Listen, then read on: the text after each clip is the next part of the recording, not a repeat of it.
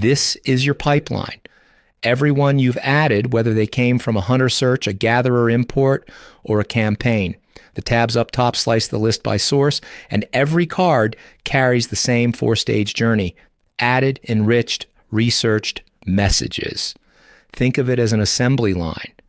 A name becomes a contact. A contact becomes a person you understand. And a person you understand gets a message that actually lands.